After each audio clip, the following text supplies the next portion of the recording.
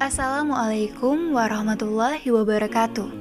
Mungkin sebagian dari kita ada yang belum mengetahui apa itu mahram dan siapa saja yang termasuk mahram kita. Padahal ini sangat penting dan harus diketahui bagi kita yang beragama Islam. Berikut akan kita jelaskan apa arti mahram dan siapa saja yang termasuk mahram kita. Namun, sebelum kita memulai videonya, jangan lupa subscribe dan like channel ini ya.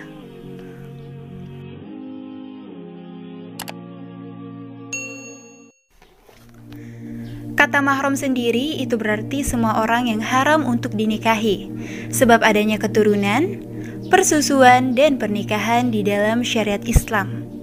Dan sebelumnya kita ingin meluruskan sedikit tentang kata mahram yang benar, karena seringkali kita jumpai orang-orang yang keliru dengan menyebut mahram sebagai muhrim. Jangan dekat-dekat, bukan muhrim.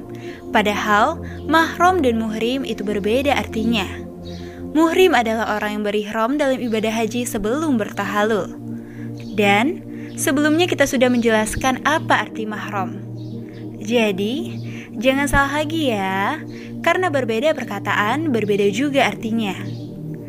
Dan sekarang kita akan membahas tentang siapa sajakah mahram kita. Di sini, mahram sendiri itu terbagi menjadi 3 bagian, yaitu mahram sebab keturunan, mahram sebab persusuan, dan mahram sebab pernikahan. Dan yang pertama, kita akan menjelaskan siapa saja mahram yang disebabkan karena keturunan. Orang-orang yang termasuk ke dalam mahram sebab keturunan ada 7, sebagaimana firman Allah Subhanahu wa Ta'ala.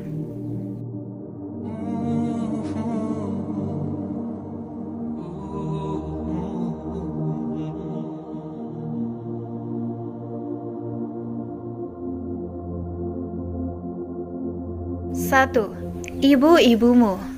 2, anak-anakmu yang perempuan. 3, saudara-saudaramu yang perempuan. 4, saudara-saudara ayahmu yang perempuan. 5, saudara-saudara ibumu yang perempuan. 6, anak-anak perempuan dari saudara-saudaramu yang laki-laki. 7, anak-anak perempuan dari saudara-saudaramu yang perempuan. Dan itulah ke-7 orang yang termasuk ke dalam mahram sebab keturunan. 2, mahram sebab persusuan. Orang-orang yang masuk ke dalam golongan mahram sebab persusuan itu sama seperti orang-orang yang dijelaskan sebelumnya, yang termasuk ke dalam mahram sebab keturunan. Namun, yang membedakannya, kalau yang sebelumnya itu karena sebab pertalian nasab, sedangkan yang ini karena persusuan. Dalil akan hal ini adalah dari Aisyah radhiyallahu anha, Rasulullah sallallahu alaihi wasallam bersabda, persusuan itu menyebabkan terjadinya hubungan mahram, sama seperti mahram karena nasab. 3, mahram sebab pernikahan. Di dalam mahram sebab pernikahan ada 6 orang yang termasuk ke dalam golongannya. Yang pertama, mertua. Yang kedua, menantu. Yang ketiga, anak kandung. Yang keempat, ibu tiri. Yang kelima, dan menghimpunkan dalam perkawinan 2 perempuan yang bersaudara.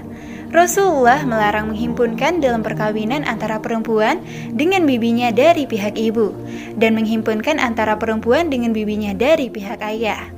Diriwayatkan dari Abu Hurairah bahwa Nabi Shallallahu Alaihi Wasallam bersabda, tidak boleh perempuan dihimpun dalam perkawinan antara saudara perempuan dari ayah atau ibunya.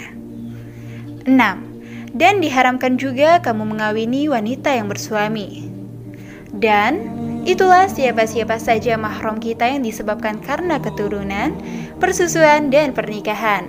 Namun, status kemahraman itu dibagi lagi menjadi 2 bagian, yaitu ada yang bersifat abadi, mahram mu'abbad, dan ada yang tidak, mahram mu'aqqad.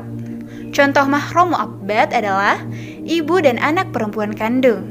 Contoh mahram mu'aqqad adalah saudara perempuan dari istri sah, yang berarti jika seorang lelaki berstatus sebagai seorang suami bagi seorang wanita, laki-laki itu diharamkan lagi menikahi saudari kandung dari wanita tadi. Tidak boleh berpoligami seorang perempuan dengan saudarinya. Akan tetapi, apabila statusnya bukan lagi suami istri, maka boleh bagi ia menikahi saudara mantan istrinya itu. Karena itulah disebut sebagai mahram muaqqat, haram dinikahi sementara waktu. Utsman bin Affan menikahi Ummu Kulsum setelah Ruqayyah wafat. Kedua-duanya adalah anak Nabi SAW.